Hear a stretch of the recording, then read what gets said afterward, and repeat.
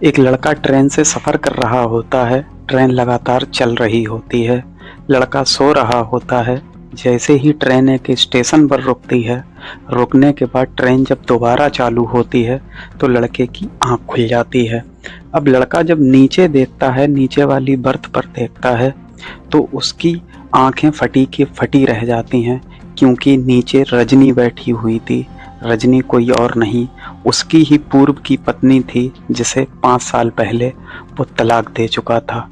रजनी को देखने के बाद सुनील के दिल में लाखों तूफान उठने लगे थे, हजारों यादें आने लगी थी।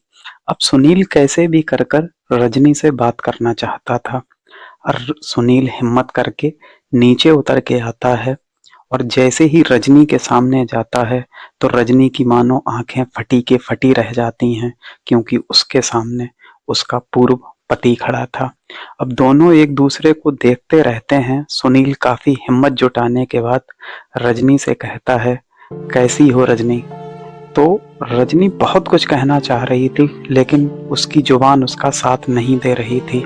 बहुत हिम्मत जुटाने के बाद रजनी कहती है, सही हूँ, जैसी हूँ, अपने हाल पर हूँ। उसके बाद सुनील भी उसके सामने बैठ जाता है और उससे कहता है कि तुम तो ऐसी नहीं थी, तुम बहुत बदल गई हो, कितनी पतली हो गई हो, तुम्हारा रंग भी अब काला पड़ गया है।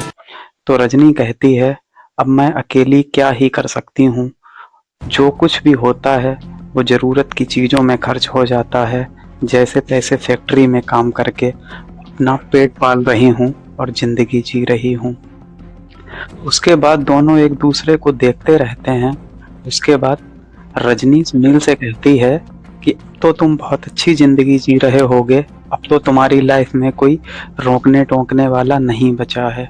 जैसे ही ये बात सुनता है तो सुनील की आंखों से कुछ आंसू छलक आते हैं। तो रजनी कहती है, पहले जब मैं थी तो मैं मना करती थी और तुम्हारी मम्मी मना करती थी, तो तुम मुझे मारते थे और मम्मी को चुप करा देते थे। तुम आज भी मम्मी को चुप करा देते होगे, और मैं तो अब घर पे हूँ ही नहीं। जैसे ही माँ का नाम आता है तो सुनील की आंखों से आंसू तेज हो जाते हैं। वो रजनी से कहता है कि माँ का इंतकाल हो गया है, वो गुजर गई हैं, उनका स्वर्गवास हो गया है। अब रजनी जैसे ही ये बात सुनती है तो रजनी की भी आंखें नम हो जाती हैं, और वो पूछती है कि मम्मी का स्वर्गवास कब हुआ है? तो सुनील कहता है, अब से 2 साल पहले उनका स्वर्गवास हो गया है, और उनकी आखिरी इच्छा यही थी, मैं तुम्हें घर पे वापस ले आऊं। लेकिन अब मम्मी को कौन समझाए कि जिनके साथ तलाक हो जाती है वो दोबारा घर नहीं आते हैं। इसके बाद सुनील रजनी से पूछता है, तुम कहाँ जा रही हो? तो वो कहती है, मैं अपनी एक रिश्तेदार के घर लखनऊ जा रही हूँ। उसके बाद उनका सफ़र चलता रहता है आगे। तभी ट्रेन में एक चाय बेचने वाला आता है। अब सुनील को भी चाय बहुत अच्छी लगती थी और रजनी को भी चाय बहुत अच्छी लगती थी। अब सुनील रजनी से कहता है, क्या चाय पियोगी? तो रजनी मना कर देती है, मुझे कोई चाय नहीं पीनी है। उसके बाद सुनील कहता है कि तुम्हें मुझसे दिक्कत है, मुझसे नाराज़गी है, चाय से तो तुम्हें बहुत मोहब्बत है। तो रजनी कहती है, मैं चाय तो पी लूंगी, लेकिन पैसे मैं खुद दूंगी। तो सुनील इतने में हंस के कहता है, कोई बात नहीं, तुम बस मेरे साथ एक कप चाय पी लो, पैसे तुम खुद ही दे देना।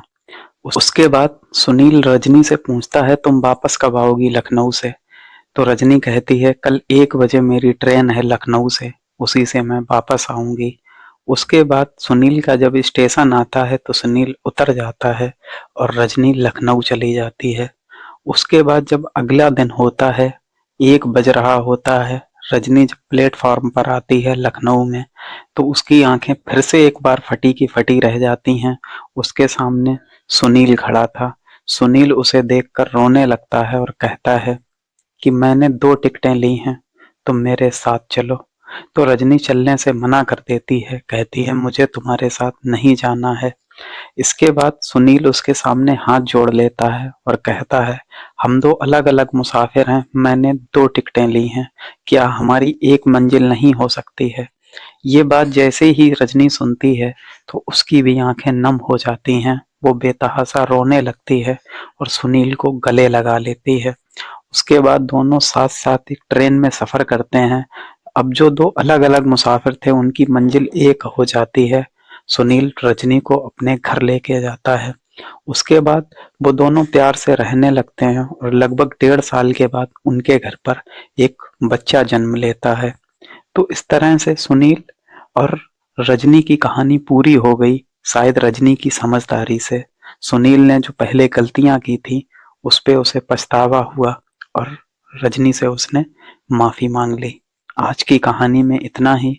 ये कहानी आपको कैसी लगी कमेंट बॉक्स में जाहिर कीजिए। साथ ही साथ चैनल को सब्सक्राइब कीजिए, वीडियो को लाइक कीजिए, अपने चाहने वालों के साथ शेयर कीजिए। जय हिंद।